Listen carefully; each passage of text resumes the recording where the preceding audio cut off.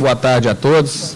É um prazer imenso ter sido convidado pela Comissão de Direito Digital do IAB, no qual saúdo a todos os integrantes da pessoa da doutora Fernanda Sauer, e revejo aqui grandes amigos, como o doutor Márcio Chaves, doutor Ulisses, doutor Walter Capanema. A minha ideia aqui hoje, gente, é fazer com que eu possa acrescentar algo de útil, diferenciado daquelas outras palestras que vocês já assistiram em relação à Lei de Proteção de Dados. Então, eu tive até que fazer uma edição aqui de última hora para poder evitar slides já repetitivos. O meu foco será diferente.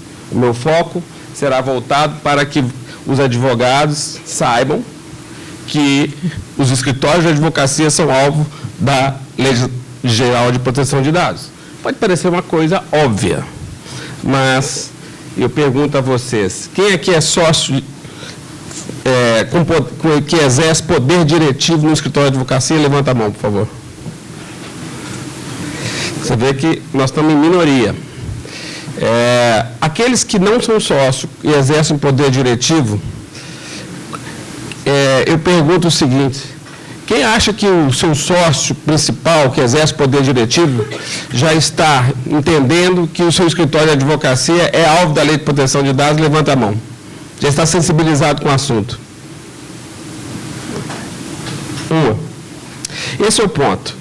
Ou seja, nós estamos diante de uma situação que, possivelmente, dentro de 1 ano e 6 meses, vai entrar em vigor uma Lei de Proteção de Dados que torna os escritórios de advocacia num risco tremendo. Só que a situação é muito clara. Numa ponta, nós temos o pessoal que trabalha, vamos dizer, na cozinha, né, na operação, tratando dados diariamente, enfiando pendrive, fazendo cópia, subindo arquivo para a nuvem. E, de outro lado, bem distante, nós temos os sócios, que estão vendo o mundo com um óculos cor-de-rosa. Ou seja, não estão nem sabendo que mudança é essa que vai acontecer. E o mais estranho nessa história é que essas duas pessoas, quem está na operação e quem é o que realmente vai sofrer no bolso na hora que aconteceu o incidente, mal conversam sobre esse assunto. E aí? O cenário não é nada bom, pois, afinal de contas, assunto de Lei de Proteção de Dados, na verdade, se inclui dentro de um degrau acima, que chama-se governança digital. A governança digital, como o próprio nome está dizendo, governar é atribuição de quem? Do sócio que exerce poder diretivo, não é do pessoal da área de TI. Consequentemente, a governança digital significa tomar o comando de quê? Dos dados que estão circulando diariamente dentro do escritório. E será que os sócios estão preocupados com isso? Acho que não. O que ele sabe é que tem que fazer backup, né? Senão perde os dados. Enfim, pode usar para o pendrive. Enfim, mal sofre com PJE, como já foi dito. E por aí vai. Mas ninguém sabe que antes o que era uma boa prática, agora se torna uma obrigação legal, com multas pesadíssimas. O timer está ligado.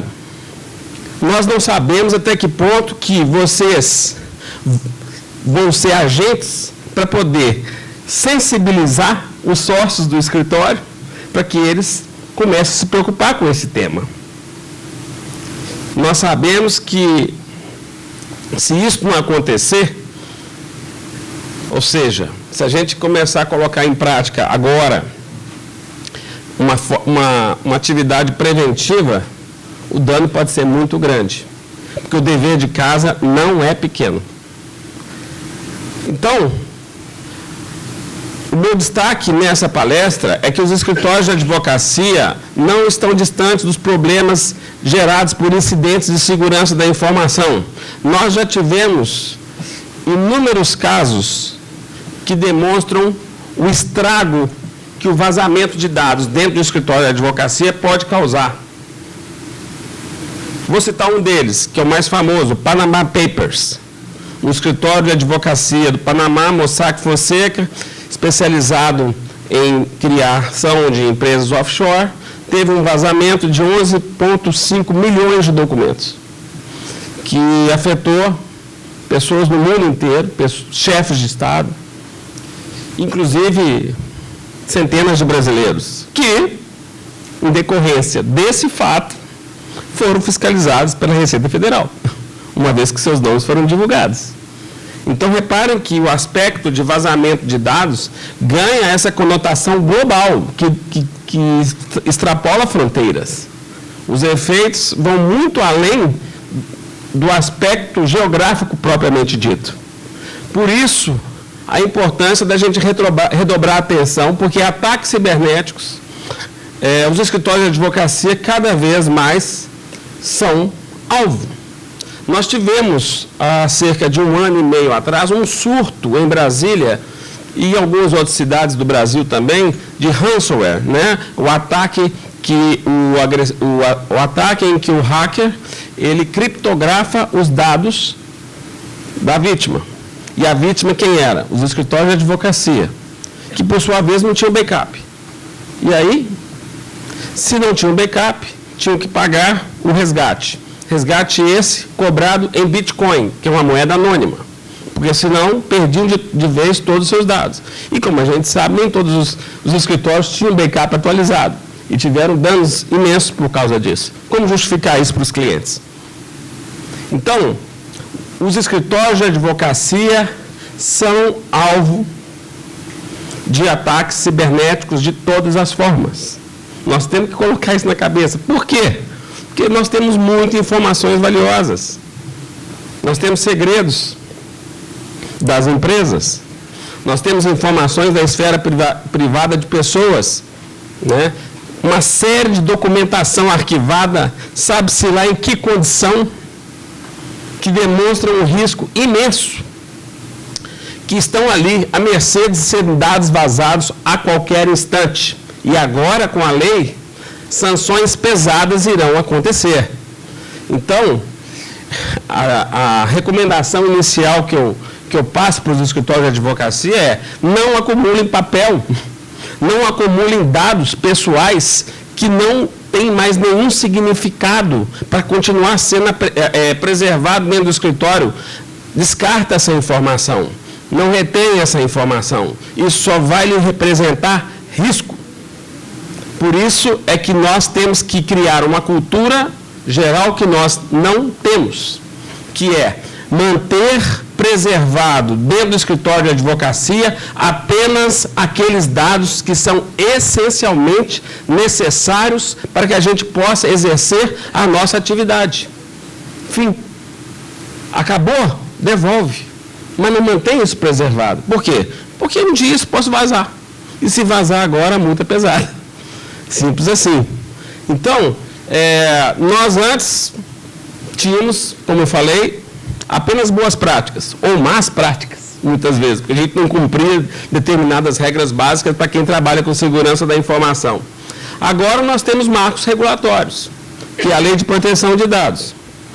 Então, veja, essa cultura de lidar com segurança da informação, ela vai ficar evidente aqui agora.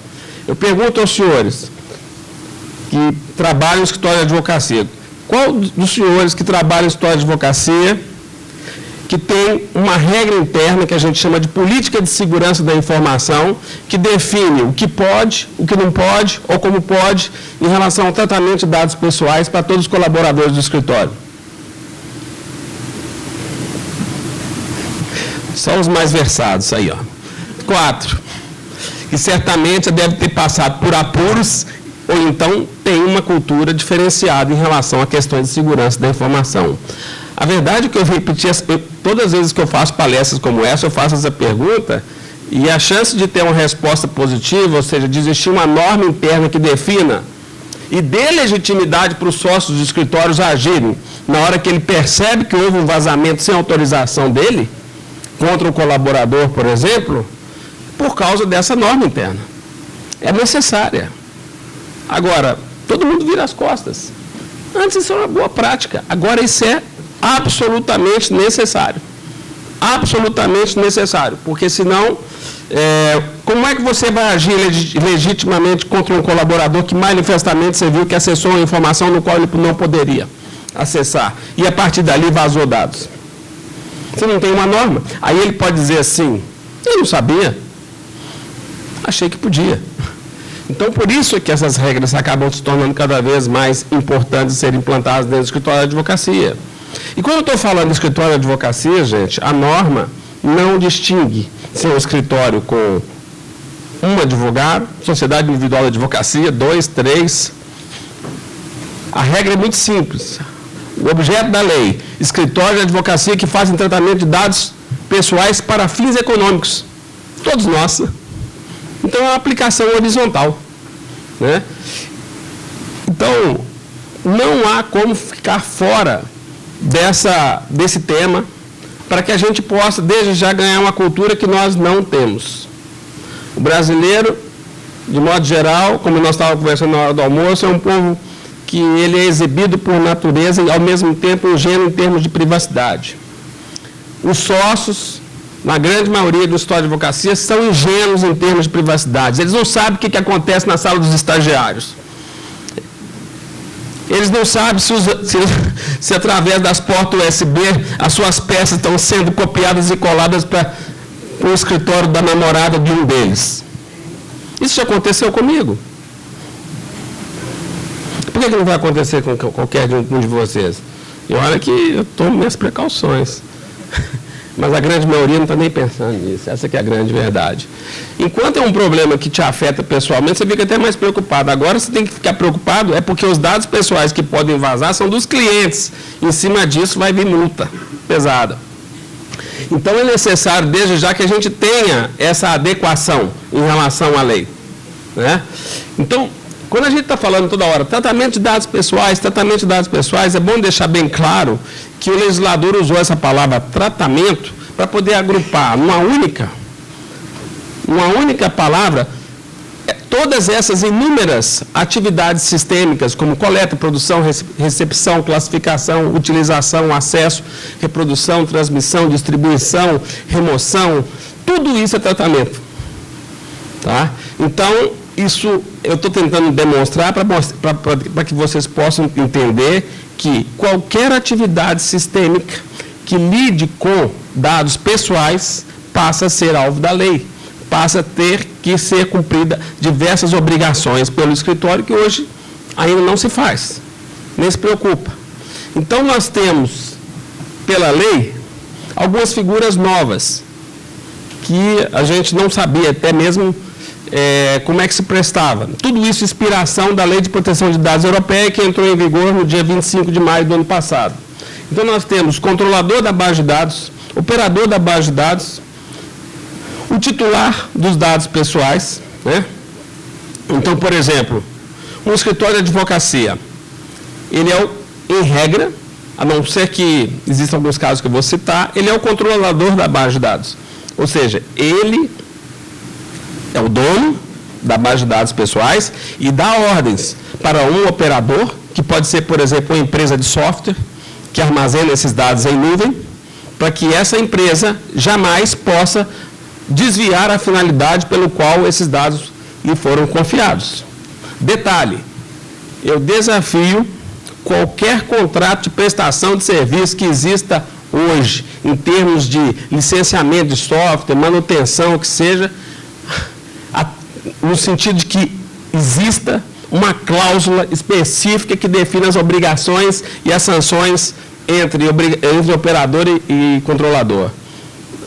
Na atividade nossa, que nós somos um escritório de direito digital, trabalha há 30 anos nesse assunto, e hoje nós temos mais ou menos umas 15 consultorias em andamento quanto à adequação de empresas de diversos ramos de atividade para poder buscar essa conformidade com a Lei de Proteção de Dados Pessoais.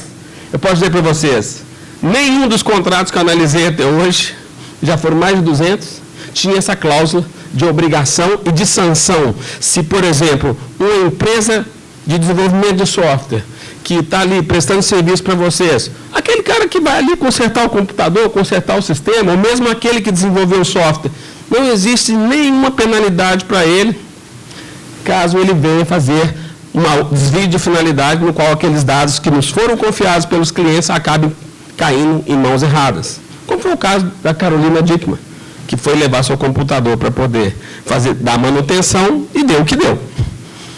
Né? Mas, obviamente, já aconteceu situações como essa, gente. Diversas vezes. Só que o que acontece é que os sócios não estão nem sabendo. Por que eles não estão nem sabendo? Porque eu pergunto para os senhores, quem dos senhores aqui que tem um sistema que permite armazenar todas as peças do escritório em nuvem? E nesse sistema, é possível, por exemplo, fazer o rastreamento de todas as atividades que qualquer colaborador do escritório tenha realizado num determinado dia? Por exemplo, um mero acesso a uma determinada peça é registrado eletronicamente para que você possa saber? No meu caso, sim. No caso do Ulisses, também.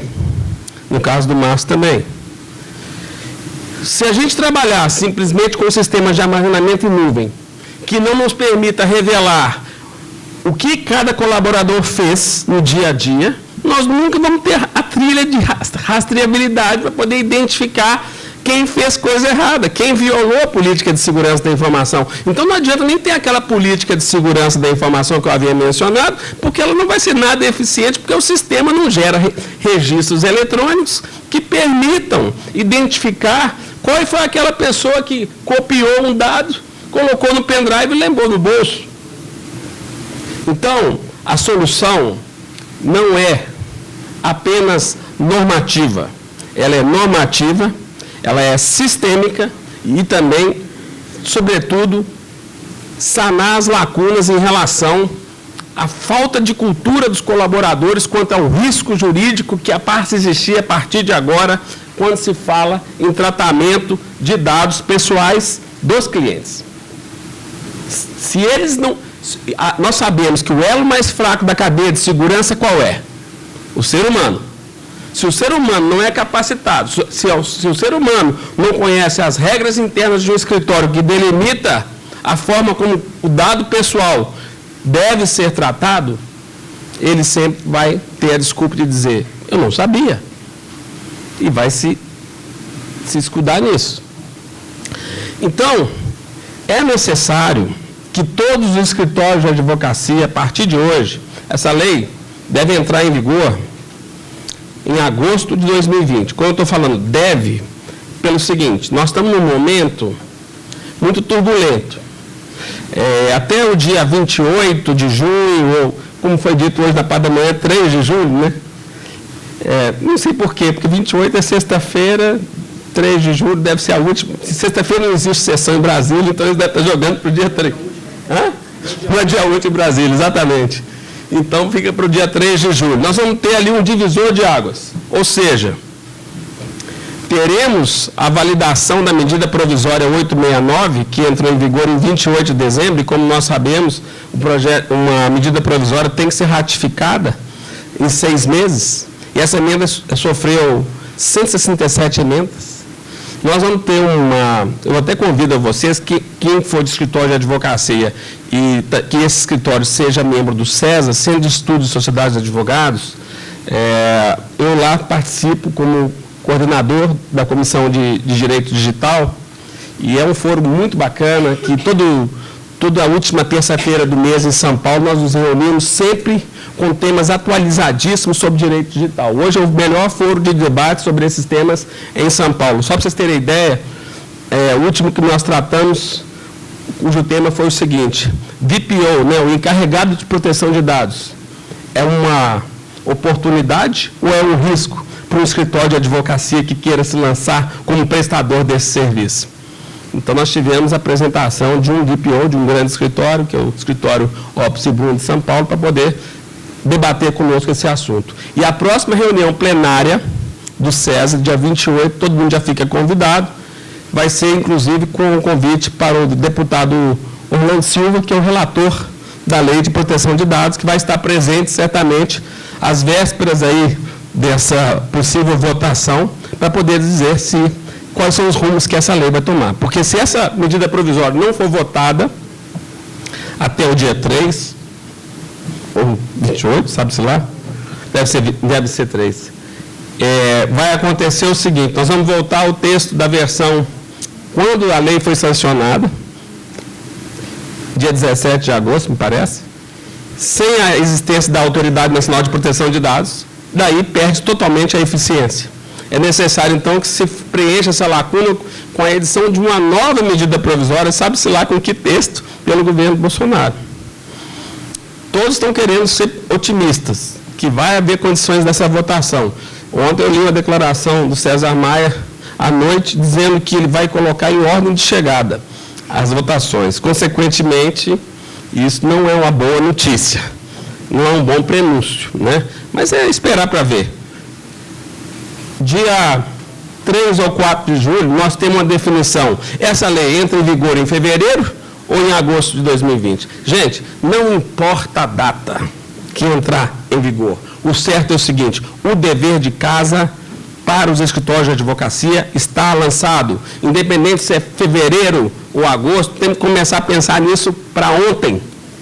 Porque temos uma série de procedimentos, uma série de mudanças culturais que nos revelam que esse assunto de proteção de dados pessoais não tem caminho, não tem reta de chegada.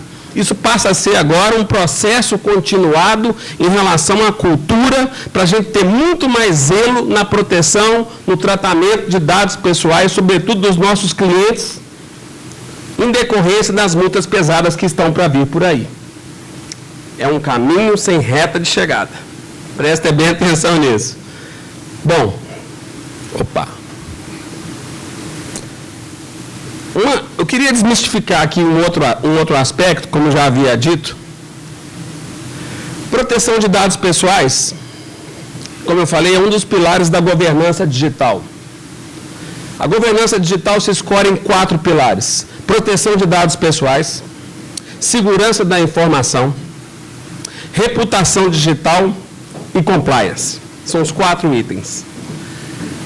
Então, vamos afastar de vez aquela visão errada que os sócios do escritório de advocacia podem ter, de imaginar assim, já ouvi falar, esse assunto aí de proteção de dados pessoais, né? Isso deve ser mais um projeto da TI. É um assunto da TI. Mais um daqueles assuntos da TI. Já estou vendo que vocês estão querendo que eu gaste mais com o sistema, com software, etc. e tal. Gente, isso não é assunto de TI. Se der dor de barriga, se doer no bolso, vai doer no bolso de quem? Do sujeito da TI? Não, é do sócio.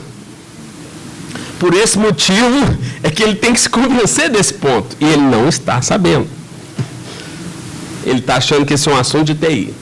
Então, é necessário o envolvimento direto. Quem sabe vocês podem se destacar dentro dos seus respectivos escritórios de advocacia, sensibilizando aqueles que têm poder diretivo para dizer, olha, tive uma palestra lá na IAB com o doutor Alexandre Teniense, ele falou que o senhor tem que prestar atenção nesse assunto. E eu estou aqui para lhe ajudar. Estou aqui para ser esse fator de mudança dentro do escritório. Já comecei a estudar esse assunto. Pode ter certeza de que eu posso ser um fio condutor para que eu consiga fazer adequação em relação a essa lei, para quem sabe, em agosto de 2020, o escritório está totalmente em conformidade. Esse aspecto, ele é extremamente importante, sem qualquer brincadeira, porque tem gente que acha que, então você está falando dado. Não. Quando eu falo dado, não significa dizer que mesmo a folha de papel, um documento que revela informações pessoais de um determinado cliente esteja fora do alcance da lei. Não. Qualquer tipo de informação relativa à esfera de privacidade das pessoas está, sim, alcançada pela lei. Então, vale tanto para os dados digitais como aqueles fora da internet, mesmo em papel, cujo titular tem os mesmos direitos, seja em papel ou digital. Então, só para ter uma ideia, isso já deve ter sido passado em inúmeros slides aqui, né? Multa simples, 2% do faturamento líquido, até 50 milhões de reais por evento. Se teve 2 vazamentos, multiplica por 2. Multa diária, publicização do vazamento de dados e danos à reputação. Então, vou dar um exemplo simplesinho para vocês entenderem. Quais são os tipos de sanções que nós temos em relação à lei de proteção de dados que o escritório de advocacia pode ficar sujeito? Nós temos, primeiro, a sanção administrativa. Ainda não foi criado a Autoridade Nacional de Proteção de Dados, que vai ser aquele órgão que vai se incumbir da aplicação dessa multa. Mas, enquanto isso, lá no Ministério Público do Distrito Federal, existe um estagiário que já fez uma programação no seu sistema, que toda vez que sair na internet vazamento de dados, ele já gera um alerta para o representante máximo do Ministério Público, para dizer assim, olha, acabou de acontecer aqui uma notícia aqui no site Tecmundo, dizendo que a empresa tal vazou dados. Vamos lá. Em cima disso, o Ministério Público intervém, pede explicações, tá certo? E faz um termo de ajuste de conduta para no final fazer o quê? Aplicar uma multa. Vou dar um exemplo. Banco Inter, lá em Belo Horizonte. 20 mil contas vazaram dados. Aplicação de multa com intervenção do Ministério Público, R$1.500.000. Aí vocês fazem a conta. Peraí, já entendi. R$1.500.000 dividido por 20 mil vai dar um X relacionados a que cada vítima receba na sua cota à parte. Certo? Errado. Esse dinheiro vai para o fundo do Ministério Público. Não vai na mão de cada vítima. E as vítimas vão ficar de mão abanando? Não. Elas podem se unir e entrar com ação coletiva. E olha que eu já conheço gente lá em São Paulo que já está montando fundos de cessão de créditos em relação a esse tipo de ação coletiva que vai pintar a qualquer momento. Então nós temos administrativa, judicial e a terceira, pior de todas, reputacional. Essa não tem preço. Né? Sobretudo para nós, que todo dia colocamos o nosso tijolinho ali para construir a nossa reputação em relação ao nosso nome, né, a marca do escritório de advocacia. Então, o que fazer para mudar isso? Né? Como é que é o plano de ação para que a gente possa adequar? Cada um tem o seu. Hoje eu vi uma apresentação muito boa da Oi, já com as suas ideias em relação ao plano de contingenciamento. Né? Eu acho que, para iniciar o trabalho, a gente tem que criar um comitê dentro do escritório de advocacia, que a gente chama de comitê de crise, comitê de contingenciamento, de enfrentamento de problemas, seja lá o que for. Mas é um grupo que se forma para poder ser aquele que vai tomar as primeiras medidas quando ocorrer algum tipo de vazamento de dados, algum tipo de incidente de segurança da informação. Por quê? Porque a primeira medida que se faz é saber preservar uma prova. A primeira medida que se faz é saber reagir o mais rápido possível, lidando com problemas de reação, de enfrentamento, de vazamento de dados, de ataques à reputação todo dia. Eu digo para vocês, a experiência é a seguinte, quanto mais rápido a gente puder reagir, menos danos nós vamos ter. Então é necessário que o escritório tenha esse comitê, com pessoas estratégicas, alguém do RH, alguém que possa tomar decisão, alguém do próprio TI, mas que isso se reúna para poder fazer a tomada das medidas que possível ainda extrajudiciais o mais rápido possível. Outras coisas importantes, mapear todos os dados pessoais tratados dentro do escritório. Será que nós temos ciência de quantos dados pessoais estão circulando? Por onde? Por e-mails, fichas cadastrais, sistema de andamento de processo? Deve ter muita informação que precisa ser descartada, gente. Não faz sentido algum. Para que nós vamos manter essa informação?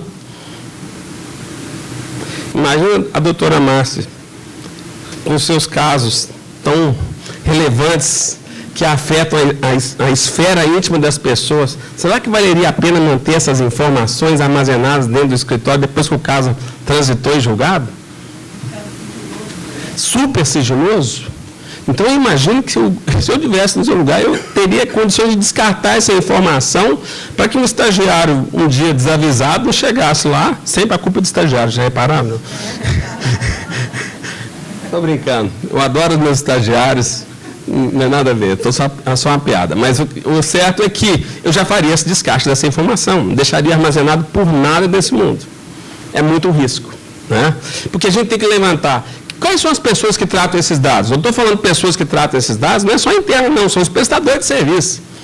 colocar uma cláusula no contrato desse prestador de serviço que eles não podem usar esses dados para outros fins, senão a prestação de serviço de reparo sistêmico, de atualização de um programa de computador, que seja. Né? Que tipo de dados serão tratados por eles? Onde é que esses dados vão ficar armazenados? Com quem esses dados serão compartilhados? Todas essas informações agora, gente, ganham absoluta relevância. Antes, isso não era assunto para ser tratado dentro do escritório de advocacia. Agora passa a ser. Por quê? Por causa do risco jurídico envolvido. Simples assim. Dói no bolso. Então, também é importante que os escritórios de advocacia comecem a mapear os fatores de risco. Ou seja, equipamentos, muito dado guardado, antigo, dentro de um computador que nem mais se usa. Para quê? Apaga, formata, chegando no final. Sistemas, criar políticas, procedimentos, capacitar pessoas, né? Criar política de segurança da informação, revisar contratos de prestação de serviço. E repare uma coisa, para quem advoga para a empresa, cada dia que passa, os relatórios de compliance, ou seja, as exigências de conformidade das empresas, estão se tornando cada vez maiores. Outro dia, por exemplo, eu recebi um relatório que queria saber todos os sistemas operacionais que eu tinha rodando no meu escritório. Por quê? Porque se eu tivesse um XP, o cliente me ia mandar que eu trocasse. Porque ele não queria que os dados deles estivessem num computador com um sistema operacional XP, devido às suas inúmeras vulnerabilidades que já foram apresentadas. E é um software que já foi descontinuado, inclusive. E vejam, se você não ficar atento para isso, você vai perder cliente. Porque qualquer investimento que você faz em termos de segurança da informação não deve ser encarado como um investimento. Isso tem que ser encarado como um diferencial de mercado. Você tem que chegar para o seu cliente e falar assim, eu zelo pelo seu dado. Veja bem, olha aqui, eu tenho uma política, eu não tenho sistemas que são vulneráveis, e com isso, então, eu pratico um zelo no tratamento de dados pessoais muito melhor que meus concorrentes. Você não vai querer ficar comigo? Essa é a realidade, não tem como fugir, sobretudo para quem advoga para a empresa, né? Então, implementar política de segurança, nós vamos ter que nomear um encarregado de proteção de dados. A medida provisória aclarou que o encarregado não precisa ser uma pessoa física, um seletista, pode ser um grupo de pessoas, tá? Isso facilitou demais. E não podemos como deixar de fora uma capacitação dos colaboradores em cima dessas mudanças culturais todas que serão implantadas. Lembrando sempre, o ser humano é a parte mais vulnerável desse processo. É o elo mais fraco da cadeia. Então, já finalizando, nós temos 3 frentes de ação para poder executar um plano de adequação quanto aos escritórios de advocacia não ficarem tão vulneráveis assim em relação à proteção de dados pessoais. Primeiro, a fase normativa, a frente normativa, criar uma política de segurança da informação, revisar contratos. Tá? E outros documentos. Termo de consentimento é uma novidade em relação à lei de proteção de dados. Então, nós vamos ter que criar um termo de consentimento para os nossos clientes para dizer, eu estou aqui agora tratando os dados A, B e C, que você é titular, e eu vou dar a finalidade deles apenas para poder instruir o processo. Ok, isso é um termo de consentimento.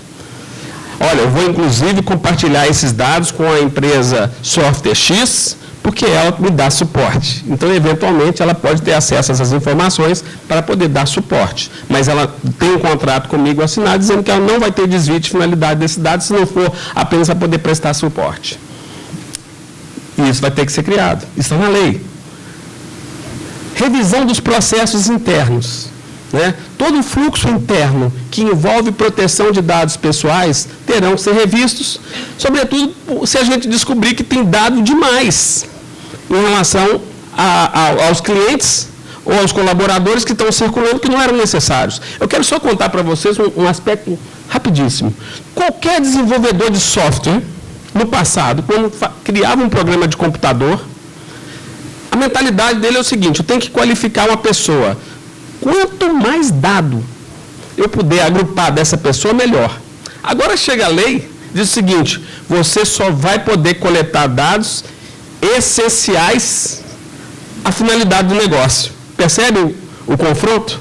Então, com isso, nós vamos ter que descartar muita informação dentro do processo interno e, ao mesmo tempo, quem sabe, pedir para o desenvolvedor de software para dizer o seguinte, olha, seu software vai ter que passar por uma revisão, porque agora tem uma lei que fala que você não pode sair coletando, tratando tantos dados dessa forma. É só o essencial. Então, você trata de desfazer desses campos, porque eu não quero passar por esse risco. Certo? Então, são essas três frentes que todas as vezes que a gente está prestando consultoria, a gente tem que atuar. Então, concluindo, gente, o que era boas práticas quanto a tratamento de dados pessoais, seja dos nossos colaboradores, seja dos nossos clientes, se tornaram uma obrigação legal, sujeita a sanções pesadíssimas. É hora, desde já, da gente começar a adequação à LGPD. Como foi dito pelo Dr. Reynoso, o presente aqui é esse booklet que eu fiz, Lei Geral de Proteção de Dados nos escritórios de advocacia, que eu estou fazendo o lançamento aqui hoje. Se vocês quiserem, pode tirar uma foto aí desse QR Code e fazer o download gratuito, onde eu tento mostrar as lacunas que hoje existem em relação a este assunto de proteção de dados nos escritórios de advocacia e qual é o caminho para a conformidade. É um livro de autoajuda para os escritórios de advocacia. Pois não? Não, só digital. Mas você pode, depois que você acessar digitalmente, você pode imprimir, aí fica sem problema. Tem 10 anos que eu não trabalho com papel mais no escritório. Eu sou muito mais feliz assim. Eu acho que todos devem pensar em relação a isso. Tá? O fluxo de trabalho dentro do escritório, ele é muito mais efetivo, muito mais bem desempenhado se for só digital.